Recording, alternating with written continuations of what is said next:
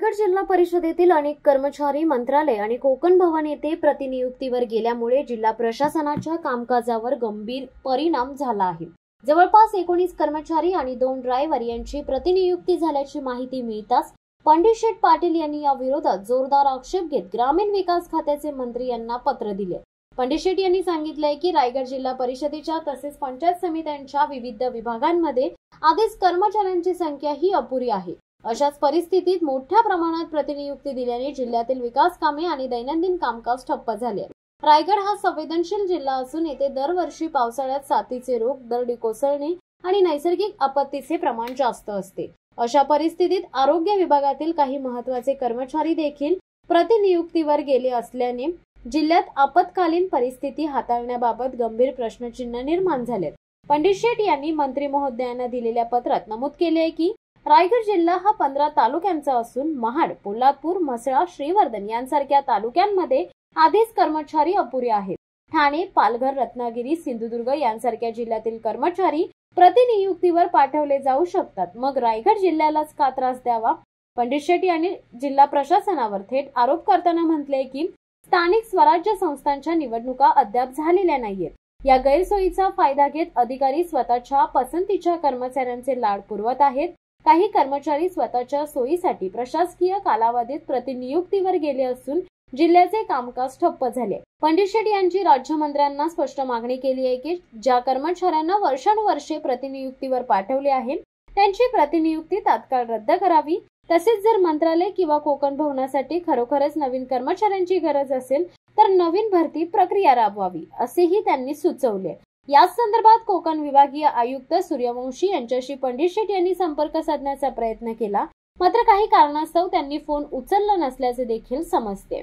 रायगड जिल्हा परिषदेचे बरेचसे कर्मचारी हे प्रतिनियुक्तीवरती मंत्रालयात आणि कोकण भवनला झालेत अशी मला माहिती मिळाली आहे। जवळपास 19 कर्मचारी आणि 2 ड्रायव्हर यांची प्रतिनियुक्ती कोकण भवन आणि मंत्रालयात केलेली आहे। तर या संदर्भात माझी मागणी आहे की ऑलरेडी पंचायत समिती असेल, जिल्हा परिषद असेल, इथे कर्मचाऱ्यांची संख्या कमी आहे, शासन नवीन भरती प्रक्रिया करत नाही। तर मी ग्रामीण विकास खात्याचे मंत्री गोरे साहेब यांना पत्र लिहिलेलं आहे की या प्रतिनियुक्त्या रद्द करा किंवा तुम्हाला गरजच असेल तर नवीन कर्मचाऱ्यांना प्रतिनियुक्ती द्या।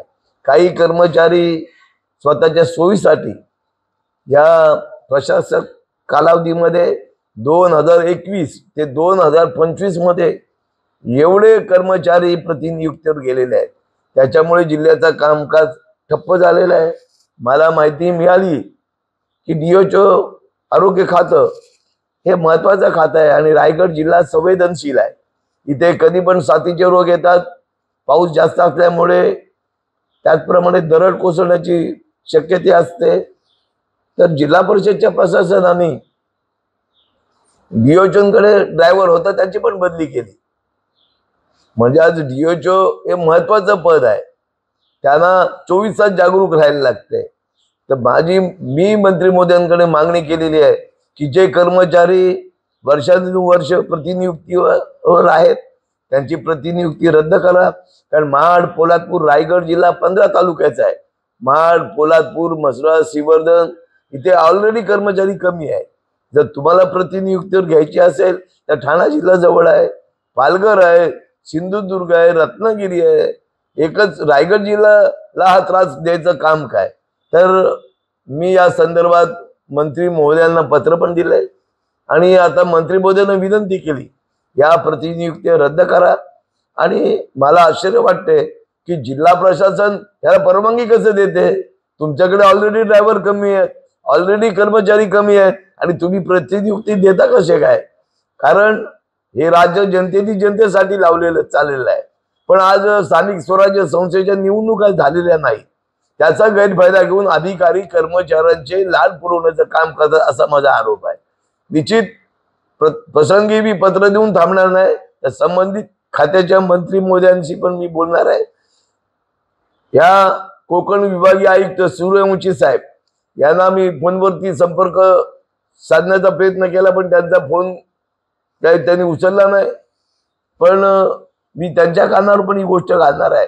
पण मी मंत्री मोदयांकडेच हा विषय मांडणार आहे. आणि खऱ्या अर्थाने रायगड जिल्ह्यातील हा महत्वाचा जिल्हा आहे, औद्योगिक जिल्हा आहे, पर्यटन जिल्हा आहे.